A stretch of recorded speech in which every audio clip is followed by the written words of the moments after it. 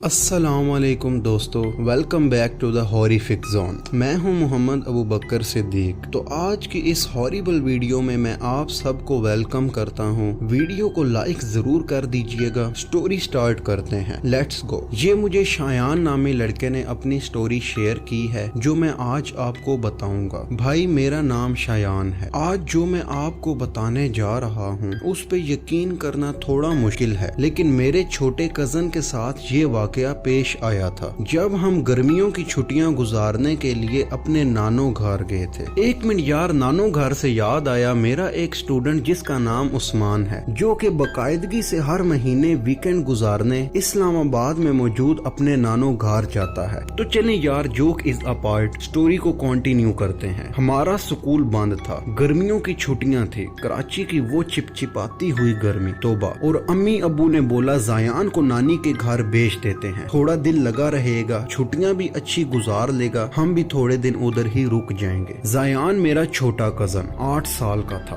गोल मटोल सा, बहुत ही प्यारा लड़का था, हर वक्त शरारतें करता रहता था। उसको मैं अपने छोटे भाई की तरह ट्रीट करता था। नानों का घर लियारी के पुराने मोहल्ले में था। 70 साल पुराना मकान था ये, दीवारें नमक खा चुकी थी, लकड़ी की छतें डली हुई थी जिसमें रात को कर कर की अजीब आवाजें आती थी, जैसे कोई नाखूनों से खरोच रहा हो। लेकिन अमूमन जिस लकड़ी को धीमक लगी हुई हो, ऐसी आवाजें वहाँ से भी आती हैं। अम्मी ने जाते वक्त बोला था, बेटा नानी के घर का वो पिछला कमरा, उसमें मत जाना, ताला लगा है, नानी को पसंद नहीं है कि वहाँ पर कोई जाए। पर बच्चे कहाँ सुनते हैं बड़ों की बात। पहला दिन बहुत अच्छा गुजरा, बहुत हंसी खुशी से खेल कूद में गुजारा। नानों ने कीमे वाले पराठे बनाए। जायान मजे से चारपाई पे बैठा हुआ नानों के हाथ के बने पराठे खा रहा था। घर में नानी, मामू और मामू की बेटी सना थी, जो कि हर वक्त मोबाइल में घुसी रहती थी। रात 11 बज रहे थे, अचानक लाइट चली गई। कराची में तो लोड शेडिंग आम बात है, पूरे घर में अंधेरा छा गया। नानी ने मोमबत्ती जलाई। जायान बोला, भाई वॉशरूम जाना है। वॉशरूम जाने का रास्ता उस बंद कमरे के सामने से गुजरता था। उस कमरे का लकड़ी का पुराना सा दरवाजा था, उस पे बड़ा सा लोहे का ताला लगा हुआ था और ताले के ऊपर जंग भी लगा हुआ था। जायान ने हल्की सी सांस जैसी आवाज में कहा, भाई इसमें क्या है? मैं हंस पड़ा।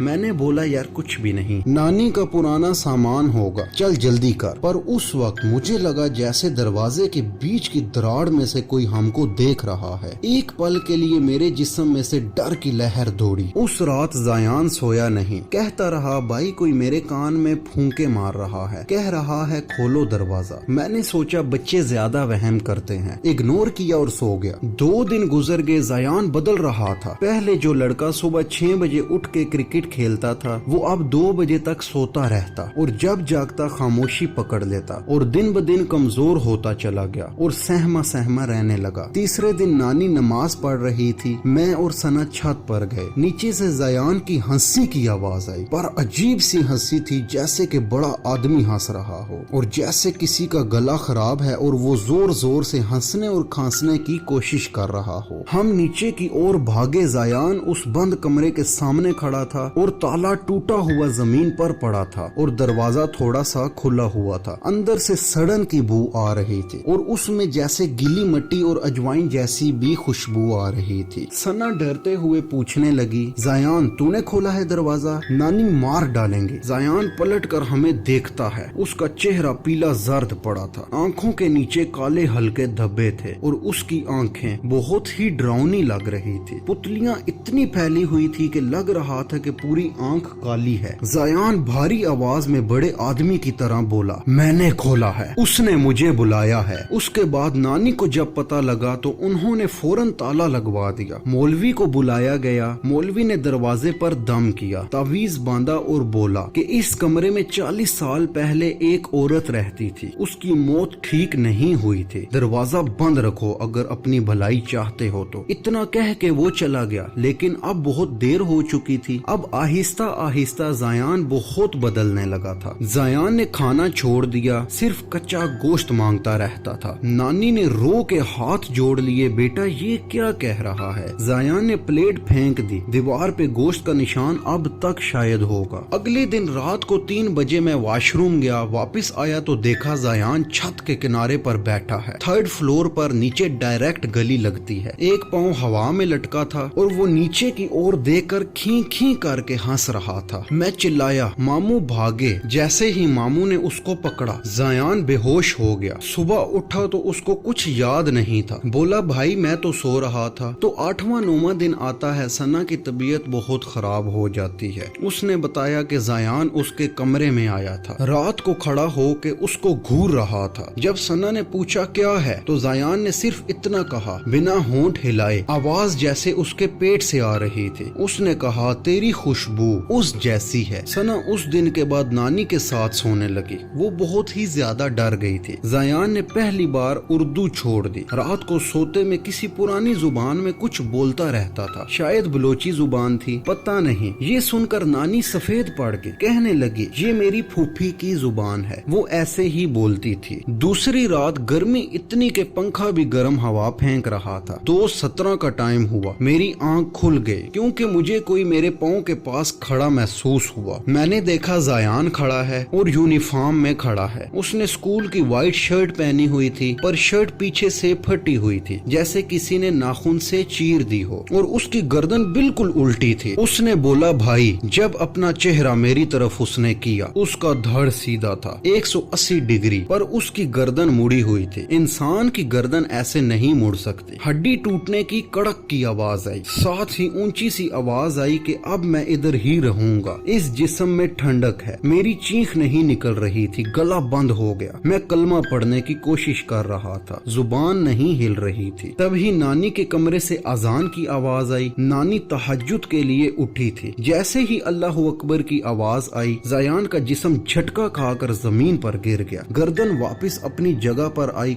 कड़क की आवाज के साथ, पर खामोशी। सिर्फ उसकी सांस लेने की आवाज आने लगी। अगली सुबह मौलवी दोबारा आया, 4 आदमी और लेके। ज़यान को चारपाई से बांधा। वो हंस रहा था, बहुत ही बुरी हंसी थी उसकी। गालियां भी बक रहा था, ऐसी गालियां जो कि 8 साल का बच्चा जानता भी नहीं है। मौलवी ने पूछा, कौन है तू? ज़यान ने सर उठा के देखा, आंखें पूरी सफेद, ना पुतली थी ना कुछ और बोला, मैं चमन बीबी हूँ, 40 साल से इस कमरे में हूँ। और साथ ही कहते ये बोला, मैं अभी भी भूखा हूँ। नानी ये सुनकर बेहोश हो गई। चमन बीबी ये नानो की फूफी का नाम था। उसने खुदकुशी की थी, उसी कमरे में पंखे से लटक कर। घर वालों ने ये बात छुपाई हुई थी। मौलवी ने 3 घंटे दम किया। ज़यान का जिस्म हवा में 1 फुट ऊपर उठा। चारपाई की रस्सियां टूट गई। वो चीखा, अल्लाह माफ करे, वो चीख इंसान की नहीं थी, जैसे 100 बिल्लियां एक साथ रो रही हों। आखिर में ज़यान ने खून की उल्टी की, काला गाढ़ा खून निकला और वो बेहोश हो गया। जब उसे होश आया, वो वापस ज़यान था। रोता हुआ कह रहा था, भाई बहुत ही ज्यादा दर्द हो रहा है। हम उसी दिन ज़यान को लेके अपने घर वापस आ गए। नानी का घर मामू ने बेच दिया, अब वहाँ प्लाजा बन रहा है। ज़यान अब ठीक है, स्कूल जाता है, खेलता है, पर रात को 2:17 पे उसकी आंख खुल जाए तो वो रोज छत की तरफ देखता है। 5 मिनट, फिर उसके बाद दोबारा सो जाता है। डॉक्टर कहता है ट्रॉमा में है। मैं कहता हूँ कुछ चीजें चली जाती हैं पर पूरी नहीं जाती। उस कमरे का ताला तोड़ने वाला कोई और नहीं था, ताला अंदर से खुला था। नानी कहती हैं, और कभी कभार जब कराची में बहुत अंधेरी रात होती है, लियारी की तरफ से कुत्तों के रोने की आवाजें आती हैं, अजीब सी, जैसे कोई औरतें रो रही हों। अगर आपकी नानों का घर भी पुराना है तो वहाँ का कोई अच्छा सा वाकया आप कमेंट सेक्शन में जरूर शेयर कर सकते हैं। और बड़ों का कहना मानना चाहिए, जिस चीज से वो रोके रुक जाना चाहिए। और नानो घर के उस हॉन्टेड रूम से सबको दूर रहना चाहिए जिसमें नानो सख्ती से जाने का मना करती हैं। ऐसी और मजीद इंटरेस्टिंग हॉरर स्टोरीज चाहिए आपको तो चैनल सब्सक्राइब कर दें, बेल आइकन भी प्रेस कर दें, लाइक भी कर दें और कमेंट भी कर दें। अपने होस्ट मोहम्मद अबू बकर सिद्दीक को इजाजत दीजिएगा। अल्लाह हाफिज।